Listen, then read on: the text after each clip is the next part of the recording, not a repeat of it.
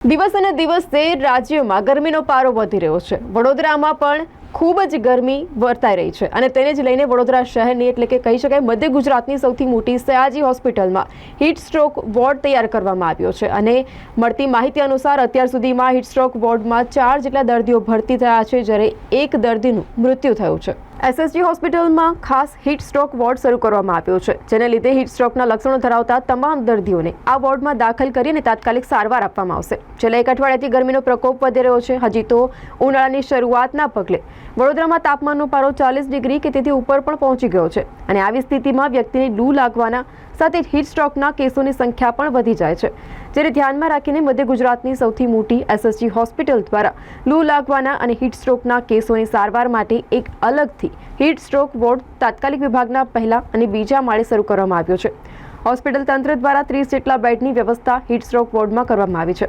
દર્દીઓ અને સગાઓ માટે કુલર, પંખા, પાણીની પણ વ્યવસ્થા કરવામાં આવી છે। 2 આઈસીયુને પણ સજ્જ કરી દેવામાં આવ્યા છે, ત્યારે બાળકોના પીડિયાટ્રિક ડિપાર્ટમેન્ટમાં પણ હીટ સ્ટ્રોકને લઈ અલાયદી વ્યવસ્થા ઊભી કરાઈ છે। ઉલ્લેખનીય છે કે હવામાન વિભાગની હીટવેવની આગાહીને લઈ તંત્ર સજ્જ બન્યું છે। પોલીસ તંત્ર દ્વારા પ્રજાજનો માટે નવતર પ્રયોગો હાથ ધરવામાં આવ્યા છે, ત્યારે એસએસજી હોસ્પિટલમાં હાલ 4 દર્દીઓ એડમિટ છે। ત્યારે ગત રોજ વડોદરાના સયાજીગંજ વિસ્તારમાં રહેતી 60 વર્ષીય મહિલા શારદાબેન રામસિંહ ગોહિલ કે જે સયાજીગંજ કાલુમિયાની ચાલની હીટ સ્ટ્રોક વોર્ડમાં મરણ થયું હતું તેવી માહિતી સામે આવી રહી છે। એસએસજી હોસ્પિટલમાં આપણે જે ગુજરાત અને દેશમાં જે ગરમીનું પ્રમાણ વધી રહ્યું છે અને ગુજરાત સરકારે જ્યારે બધા એલર્ટ જાહેર કર્યા છે ને એમાં વડોદરા જિલ્લો શહેરને ઓરેન્જ એલર્ટ જાહેર કર્યા છે। એના અનુસંધાને સ્વાભાવિક છે કે એટલું બધું તાપમાન વધે તો લોકોને કંઈ તકલીફ થતી હોય અને અમારી હોસ્પિટલમાં જ્યારે હીટ રિલેટેડ દર્દીઓ આવવા માંડ્યા અને એમાં અમારી હોસ્પિટલમાં એક દર્દી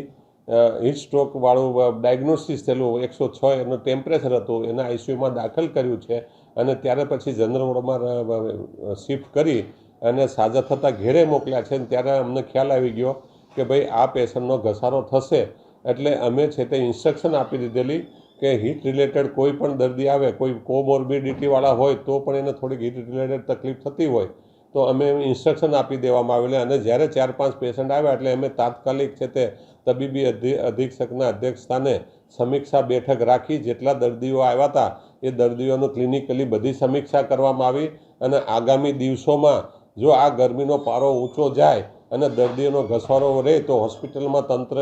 કેવી વ્યવસ્થા કરશે એની અમે સમીક્ષા કરી, બધી ચર્ચા વિચારણા કરી અને કાલે તાત્કાલિક ધોરણે